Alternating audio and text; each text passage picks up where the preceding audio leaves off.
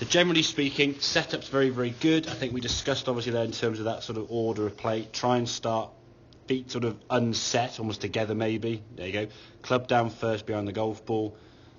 Personally, I prefer grip and then feet. If you go feet then grip, it's not the end of the world, okay? But you're at least starting off with information that we know the club starts there, we know the hands go on the club, then you set that distance from that, rather than just sort of putting the feet down first, which will be a guess, as we said when I said put your feet down first, shut your eyes, club up here, and then rest it down best as you can to that golf ball.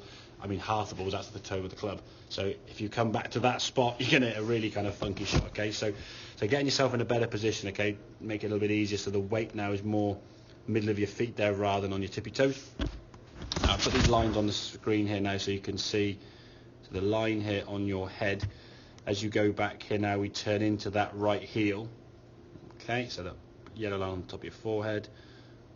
You can see your head now sort of staying on there and you're rotating into that right heel. Nice. Now the club, to be fair, goes back a little bit steeper, which I'll explain in a bit more detail in a second, but the club going back there, the head staying sort of inside that yellow line. You watch this one here now. See where you're going? Yeah. And your right heel sort of, your legs are almost straightening up as your right hip sort of, everything now is kind of going up and forward, which means you're now getting nearer the golf ball, which means then you've then got to start trying to get back out of the way. And if you do it, okay, not quite enough, you're hitting the ground behind the ball potentially, or you're having to try and adjust something on the way down.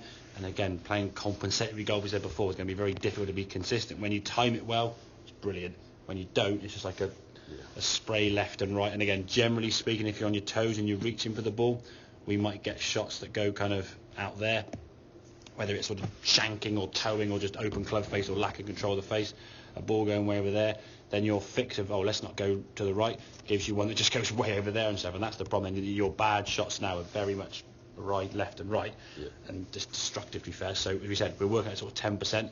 If we can get 10% kind of variance from distance at being 200 yards, that last one there, 180 yards, 8.6 yards offline. Perfect. Well within that kind of dispersion we're looking for, okay? But I think the reason why your club there is going back a little bit steeper is kind of you're turning into the heel, so your arms kind of almost go up to compensate your balance.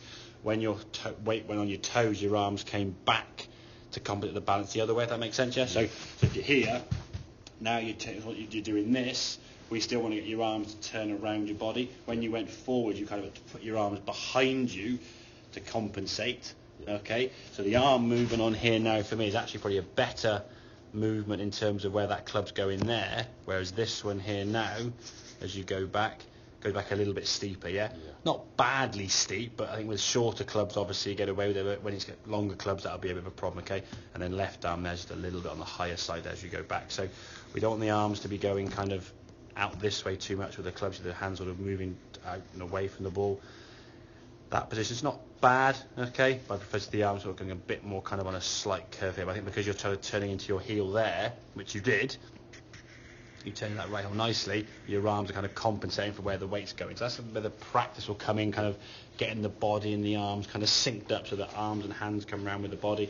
And basically speaking, we want the golf swing to be kind of this sort of just curve on the way back that way and curve on the way through this way. You had kind of weight going forward and then the arms going back behind you. That's going to cause some obviously issues in terms of consistency because they've got to then readjust coming down. And if you're trying to do that sort of readjustment all the time, you get enough golf balls on here, you'll be flushing out about 10 or 15 shots, but out on the golf course, it's going to struggle. But if you're leaning into the golf ball and your weight's going forward on your right hip's going popping up as your leg kind of straightens and the weight goes forward, now you're going to go try and get back out your own way. Yeah, as a movement, it wasn't a bad swing. Again, the follow through is looking very, very good now. A lot more control and composure now with that follow through there. It's not about control.